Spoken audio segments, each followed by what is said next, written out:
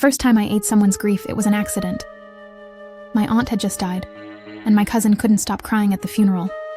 She clutched her mother's wedding ring so tight her knuckles grew white. When she hugged me, she pressed the ring into my palm. "I can't look at it anymore," she said. "Just take it away." I slipped it into my pocket, and something strange happened on the drive home. A warm sensation spread through my gut, like I'd swallowed a shot of good whiskey. By the time I parked in my driveway, I felt very amazing. I felt euphoric. Meanwhile, my cousin called to thank me. She'd finally slept through the night. "It's like a weight lifted," she said. I didn't make the connection until 2 weeks later. I was stress eating a gas station cherry cupcake, the kind with that nuclear red icing that stains everything it touches. The ring remained in my pocket, and when I pulled it out to look at it, some of that sticky icing smeared across the metal.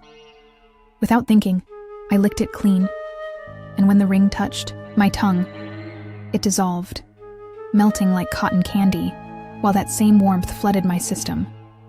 Only stronger this time. Much stronger. That's when I understood what had happened. Somehow, I ate her grief. 5 years passed, and I turned it into a business. Not officially, of course. You can't exactly put grief eater on a business card. But word spread among the desperate. The process was simple. Bring me something that connects you to your dead loved one. Something that holds your pain. I consume it, and your grief disappears. I charged based on the intensity.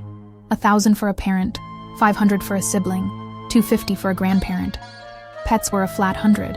The pricing wasn't based on science, but on how much the grief would screw me up afterwards. But I didn't tell my clients what happened to their grief afterward. It didn't disappear. It lived inside me. I'd consumed the emotional trauma of 78 dead loved ones, and each one had left something behind. A whisper, an itch, a memory that wasn't mine.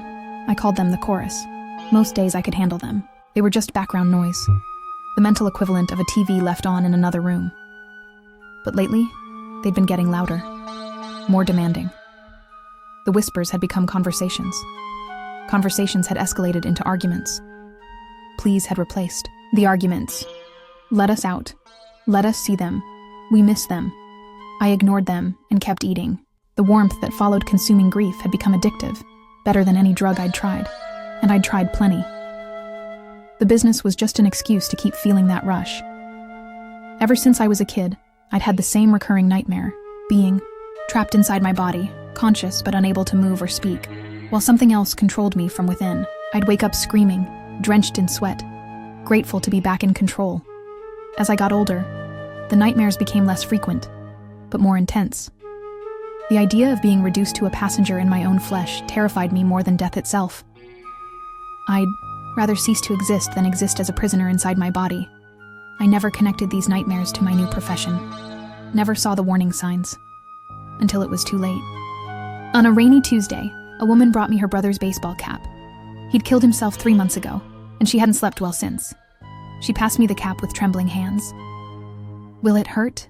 she asked, her fingers still gripping the frayed edge. "Not you," I said. When she left, I locked the door and stuffed the cap into my mouth. The fabric dissolved against my tongue, releasing a bitter wave of sorrow that made my eyes water. I chewed faster.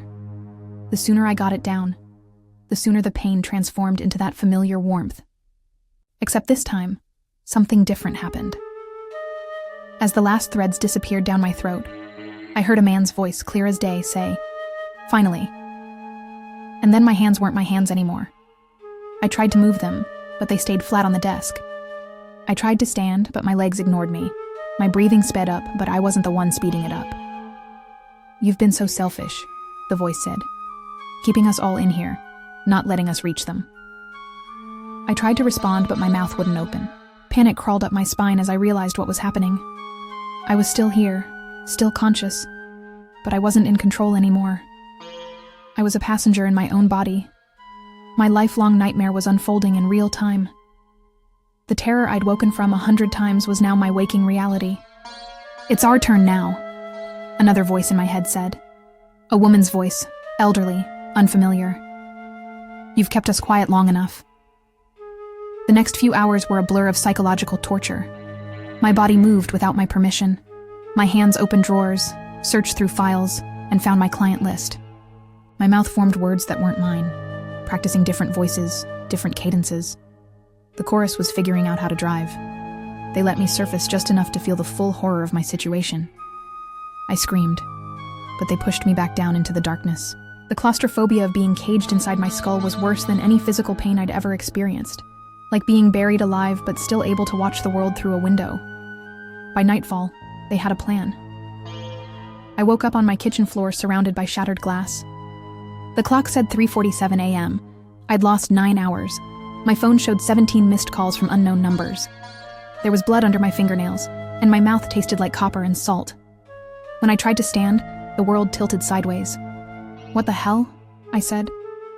But the words felt wrong in my mouth, like my tongue had forgotten how to shape them. "We've been waiting for this," a voice that wasn't mine said. It was coming from inside my head, but it wasn't a thought. It was someone else. Someone new. For someone who could hold enough of us. I stumbled to the bathroom and flipped on the light. In the mirror, my face looked wrong. My expressions weren't mine. My eyes focused and unfocused, as if someone else was controlling them. "No," I said. "This isn't happening." "Oh, but it is," the voice replied. "You've been so generous making space for us. And now we're going to return them favor." My hand rose to my face, but I wasn't the one moving it. I tried to scream, but my lips stayed sealed. My worst nightmare had always been this: losing control, being trapped inside while someone else drove. And now it was happening. This wasn't a metaphor or an exaggeration. This was the literal manifestation of the terror that had haunted my sleep since childhood, come to life in the waking world. "Don't fight it," whispered another voice. A woman's this time. "You'll just make it worse." And suddenly the chorus wasn't background noise anymore. They were front and center, rising like a flood, and I was drowning in them. They took my body out for a test drive, and I remained conscious for every terrible moment of it.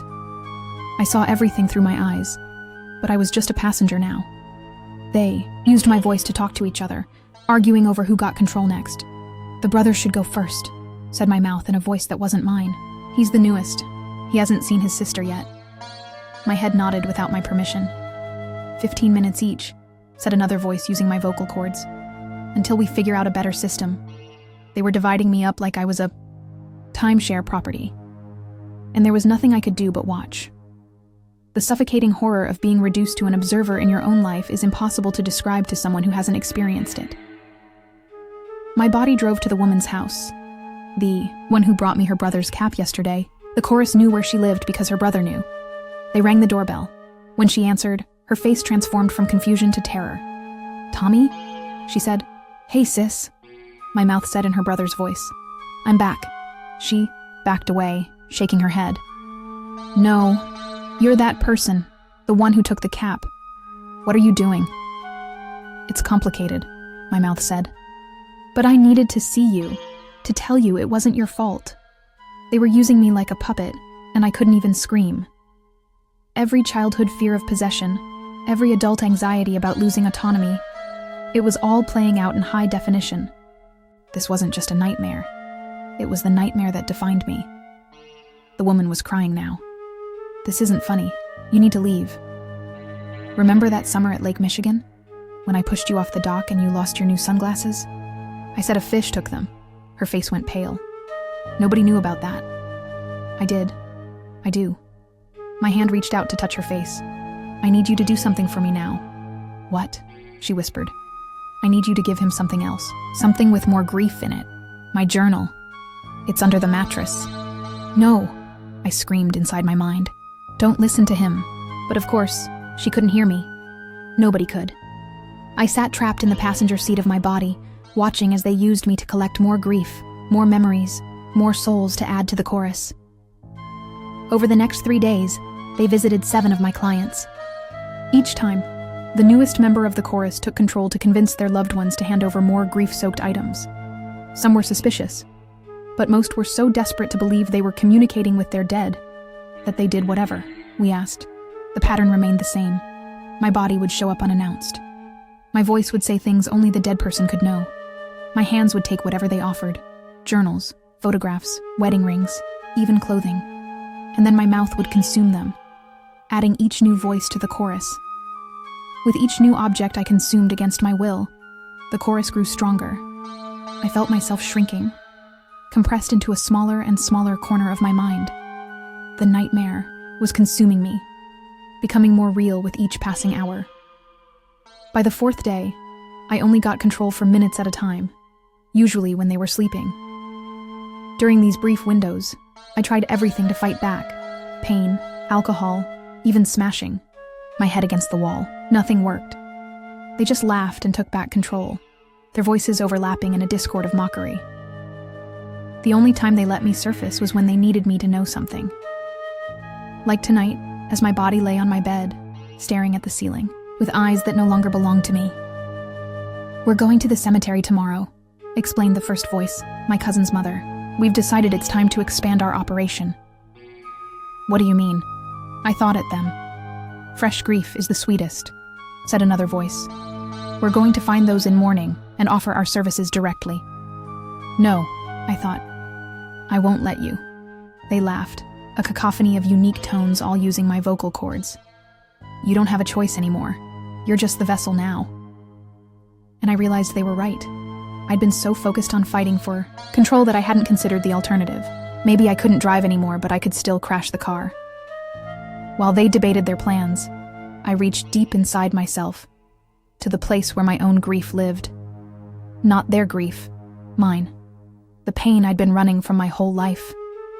I found the memory of my father's death, the overdose I discovered when I was 14, my mother's suicide 2 years later, the friend who died in my apartment while I was out buying more drugs for us. All the grief I'd never processed, never acknowledged, never consumed.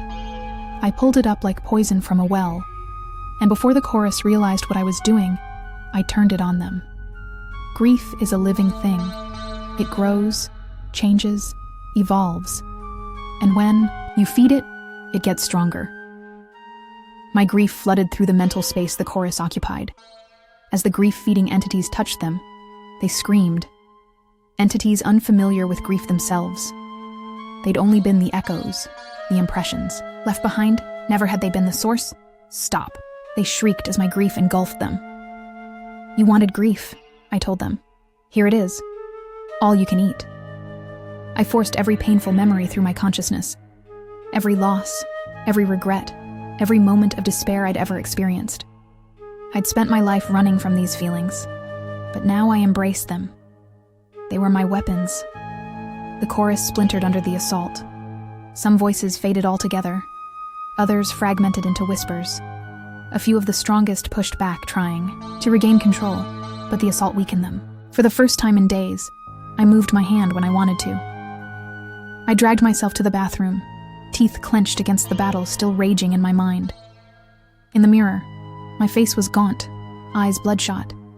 I looked like I'd aged a decade, but they were my eyes again, at least for now. "This isn't over," hissed one of the remaining voices. "We'll wait. We'll grow stronger again." "No," I said aloud, my voice hoarse but my own. "You won't." I opened the medicine cabinet and removed a pocket knife, the one my grandfather gave me before he died. The one object I'd never consumed despite its grief potential, because it was too precious. I put it in my mouth. Cold metal touched my tongue. I bit down, feeling it dissolve. But this time, instead of swallowing the grief, I focused on the love of my grandfather. The pride in his eyes when he gave me this knife. How he taught me to whittle. Wonderful memories accompanied the pain. The knife dissolved into a burst of emotion. Not just grief, but joy, love, pride, nostalgia. And I realized my mistake all these years. Grief. It's not the pain that destroys you. It's all that love. Suddenly homeless, pounding on your ribcage, demanding somewhere to exist. And by consuming only the pain, I'd been creating these hungry ghosts. These fragments of people composed of sorrow. I opened my mouth, ready to tell them this revelation. But there was no response. The chorus had gone silent. For now, at least. Then, next morning, I purged my apartment of all the grief objects I'd collected over the years. Not by eating them. I'd never do that again. But by returning them to the families they belonged to. Some people were angry when I showed up at their doors. Others were confused. A few even begged me to take their grief back. I couldn't. I wouldn't. Each returned object lifted a weight from me. With every tearful conversation, every awkward explanation, every apology, the voices in my head grew fainter. Not gone completely. I could still hear them sometimes, especially at night, but more like memories than invaders. I thought of them not as the people they once were, but as wounds that needed healing, both theirs and mine. For the first time in months, I slept without the old nightmare. The terror of being trapped in my own body had lost its power over me, not because it wasn't frightening anymore, but because I'd lived through the real thing and survived. I'd faced my worst fear and come out the other side. I stopped taking clients, moved to a different neighborhood, and changed my phone number. But people still found me, desperate for relief from their pain. Instead of eating their grief, I listened to their stories. Sometimes that was enough. Sometimes it wasn't. But it was honest work, at least. A week after my liberation, a man brought me his daughter's teddy bear. Cancer. She was 7. "Can you take it away?" he asked, tears streaming down his face. "I can't live with this pain." I sat with him for hours as he talked about her favorite ice cream flavor, the way she insisted on wearing mismatched socks, how brave she was at the end. Before he left, I told him the truth, that grief is just love with nowhere to go, that the pain he felt was the other side of how much he loved her, that healing doesn't mean forgetting. "Keep the bear," I said. "She loved it, and you loved her. Let it hurt for now. Eventually it'll hurt less, but you'll still have the love." As he walked away clutching the bear, I felt something shift inside me. A few more voices in the chorus faded, replaced by a peaceful silence. I still don't know exactly what I am, or how this strange ability works. But I know what I'm not anymore. I'm not a grief eater. I'm just someone who's learning, finally, to digest my own.